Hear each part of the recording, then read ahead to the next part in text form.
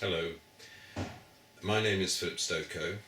I'm a British psychoanalyst and organisational consultant, and these videos are going to be my attempt to introduce some of those psychoanalytic concepts that have been, for me, the way into understanding how the mind functions and how human beings relate to each other. Today's video is going to be about the unconscious. Now, the unconscious is what psychoanalysis studies. The unconscious and its relationship to the conscious mind. We assume an unconscious and then look for how it functions and how it establishes itself.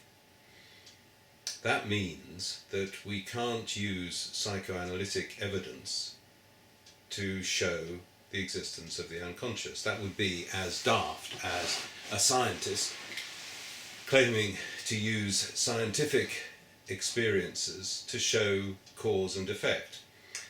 That's daft because science is based on the assumption that events can be connected causally. Since it's an assumption, you can't then use what you have deduced from that basic assumption as evidence for the truth of your assumption. So, is there any other kind of evidence that we might call upon for the existence of the unconscious? Well, I think there is. And I'm going to describe some of those in a minute, but first it's probably sensible to define what I mean by the unconscious. The unconscious is by far the largest part of our mind, and it is a part of us that we cannot know ourselves, which is one of the pains of the unconscious, and it's why people don't much like people like me, because we remind them that there is a large part of their mind that they don't know about and is affecting the way that they see the world. Because that's the other thing about the unconscious. The unconscious is the source of consciousness, and I'll say something in a minute about how the conscious mind develops out of the unconscious. And in our unconscious, we have beliefs about ourselves and the world that we live in that affect the way that we perceive ourselves and the world that we live in. Now, is there evidence that isn't psychoanalytic evidence for the existence of the unconscious? Well, the first thing that I would say about that is that if the psychoanalytic view is correct, that we are more unconscious than we are conscious, you would imagine that human beings would have found a way of dealing with that. It would be something that we knew about. And I think there's an awful lot of evidence that there is. Things called old wives' tales or folklore are all about what might be going on under the surface and ways of understanding what might be going on below the surface. Additionally, it seems to me that we live in an age where it is very clear that we are fascinated by the unconscious, because of course we can see other people's unconscious, even though we ourselves can't see our own.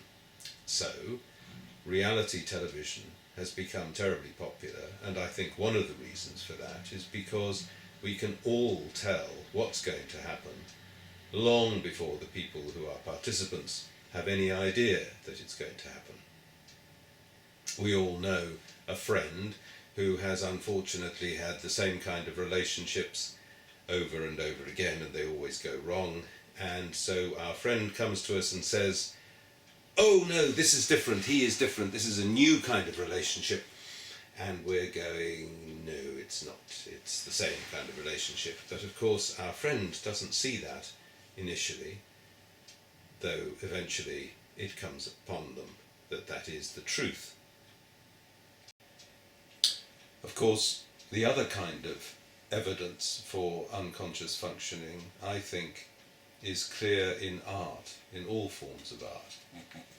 One of my favourite playwrights, perhaps one of everybody's favourite playwrights, Shakespeare, seemed to me to be hundreds of years before Freud was born, a brilliant psychoanalyst. And we all know how relevant all of his plays are today.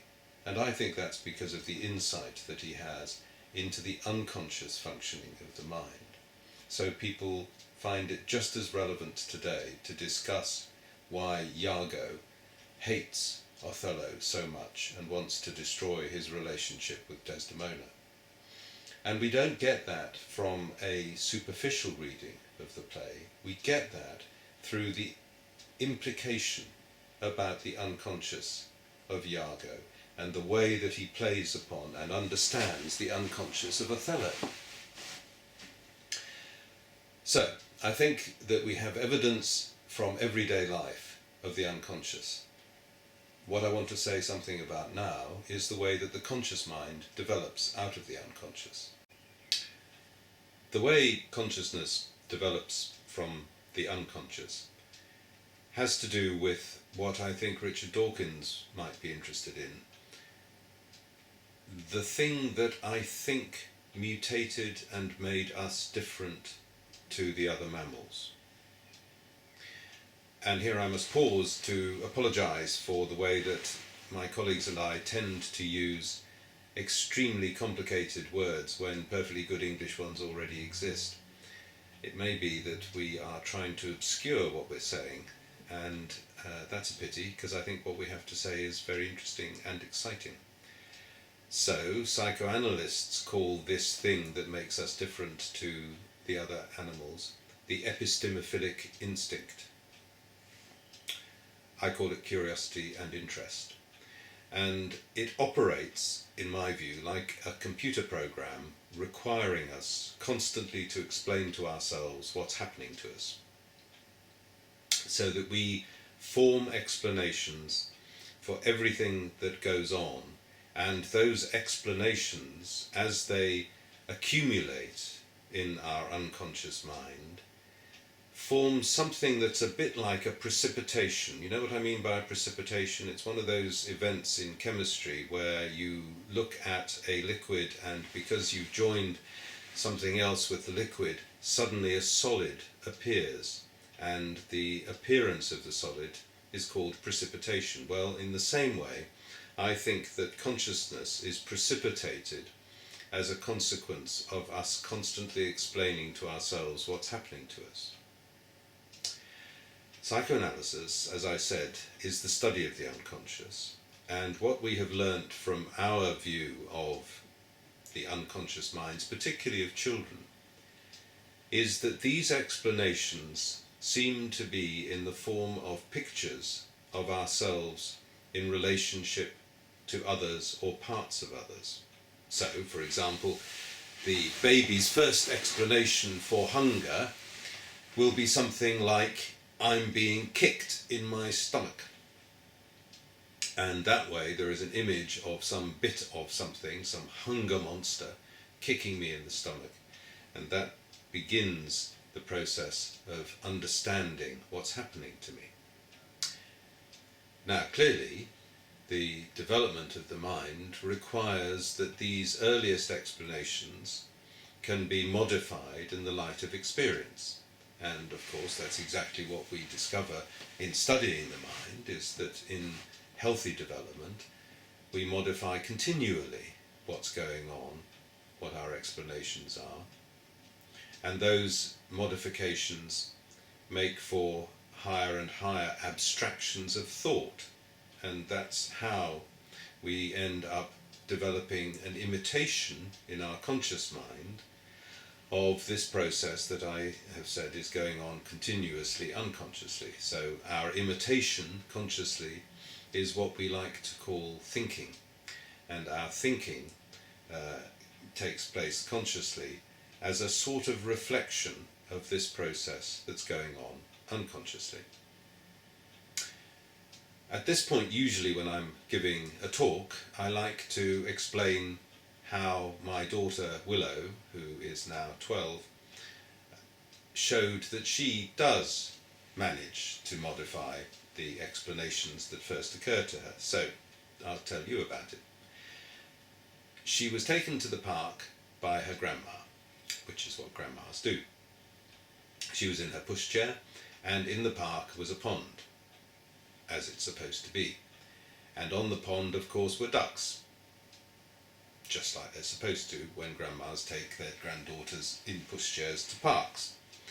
And one of the ducks got out of the water and waddled over towards Willow, and grandma said, "Duck!" And Willow didn't do that. She said, "Duck!" And the next day they went back to the pond, and there were the ducks, and now came a little old lady who was waddling along. And Willow went, "Duck!" And grandma went, "No, no, it's not a duck." And fortunately Willow did manage to learn to discriminate between ducks and little old ladies. And that's how our minds develop, is through constant explanations about what's going on that take the form of pictures, of images of ourselves in relationship to others and to bits of others. In the next video, I shall be describing those first explanations and how they become so important in the development of our defensive structure and our view about the world. But before I do that, I just want to say something about the significance of the development of explanations in the unconscious. I've said that in healthy development, we modify those explanations in the light of experience. One of my heroes is a chap called Wilfred Bion, a psychoanalyst, who describes exactly that. He talks about learning from experience. Of course, we all tend to have certain areas that have become stuck. And those people who have more psychological and emotional problems have more areas that are stuck. That is to say, that the explanations have not been modified in the light of experience.